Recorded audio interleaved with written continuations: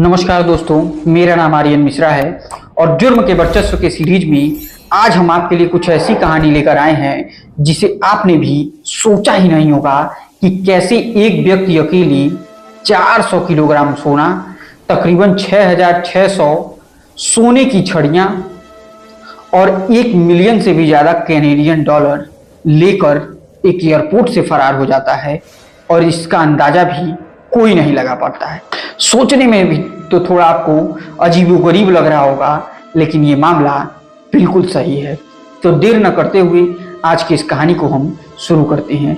ये कहानी शुरू होती है पिछले साल यानी 2023 में 17 अप्रैल को एक विमान स्विट्जरलैंड की राजधानी ज्यूरिख से तकरीबन 400 किलोग्राम सोना, 6,600 सोने की छड़ियाँ और 1 मिलियन से ज़्यादा कैनेडियन डॉलर लेकर एयरपोर्ट से उसको एक दूसरे एयरपोर्ट के लिए उड़ान भरना होता है। और ये सब चीज़ें बेहद सीक्रेट रूप से उस विमान में रखी जाती हैं और उसको बाकायदे उस जहाज़ को दूसरे एयरपोर्ट को पहुंचाने के लिए कहा जाता है। चूँकि मामला कार्गो का था, इसलिए विमान के लगेज एरिया में इसको रख दिया जाता है।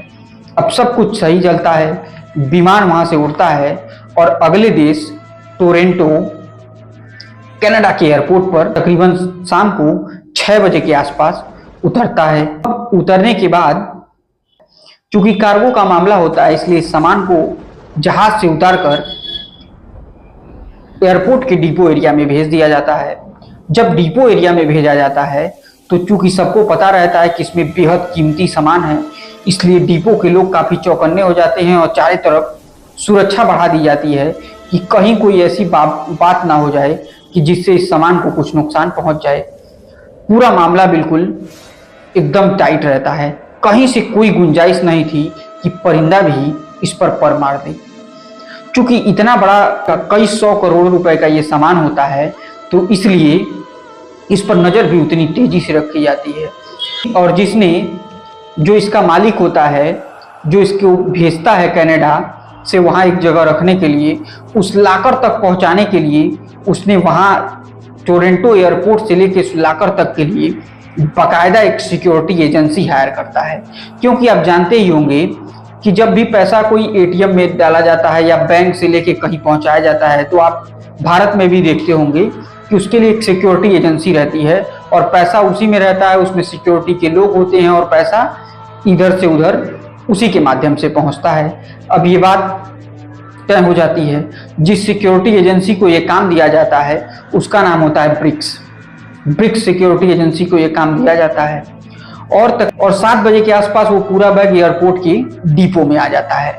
डिपो में आने के बाद मुश्किल से अभी 10 से 15 मिनट बीतते हैं, तब तक वहाँ पर एक ब्रिक्स का अधिकारी आता है अपने वाइट कलर के कार्गो ट्रक के साथ। और जब वो वहाँ पर आता है तो कहता है कि मुझे इस डिपो के मैनेजर से मिलना है।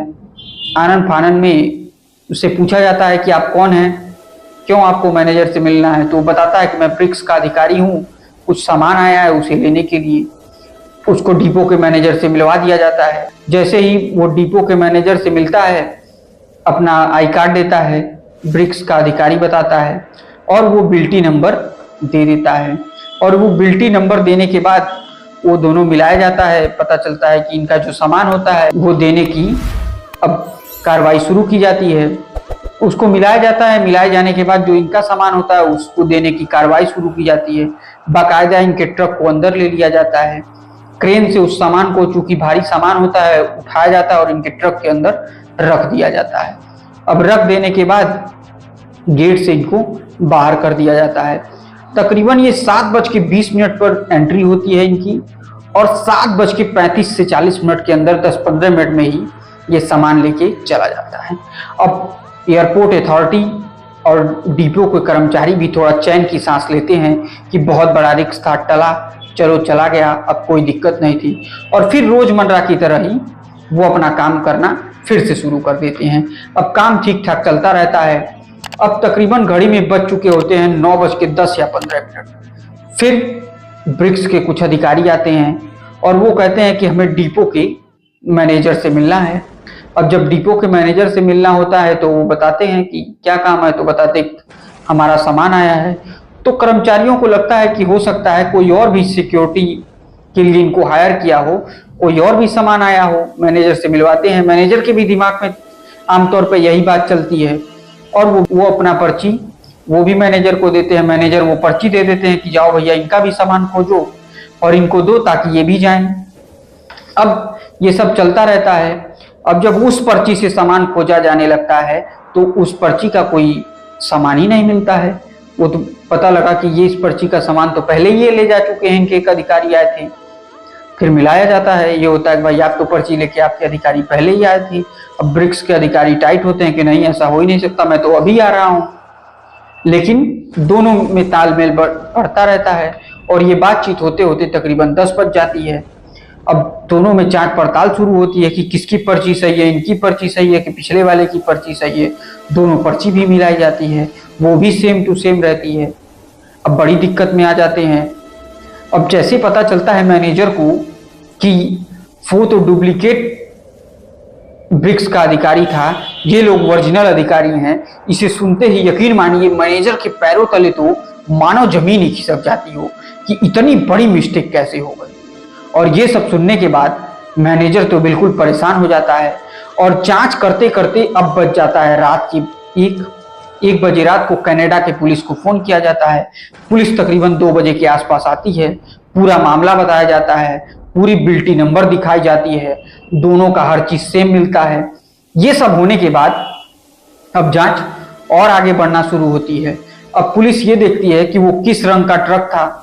सीसीटीवी कैमरा निकाला जाता है, ट्रक देखा जाता है और उस व्यक्ति को भी देखा जाता है जिसने अपने चेहरे को ढक रखा था, लेकिन थोड़ा बहुत उसका चेहरा उसमें कैमरे में आता है। लेकिन अभी पुलिस का ये मेन काम था, क्योंकि ये पूरे कनाडा की सबसे बड़ी चोरी थी, तो वो अपनी इज्जत बचाने के लिए सबसे पहले उस ट्रक को ढूंढना शुरू करती है। जब ट्रक का नंबर से उसको देखा जाता है तो तमाम सारे रूट से वो ट्रक गुजरी हुई दिखती है। अब पुलिस की कई गाड़ियां लगा दी जाती हैं उस रूट पे और उस ट्रक का पीछा करना शुरू किया जाता है। इधर ट्रक 7:30 बजे के आसपास निकलती है और सुबह के 4 बजे से उसको खोजने की कवायद शुरू होती है। तब तक ट्रक कनाडा शहर पार कर देता है और कनाडा शहर तक का फुटेज पुलिस के पास होता है। अब ट्रक की खोजबीन शुरू की जाती है, खोजबीन चलते रहती है।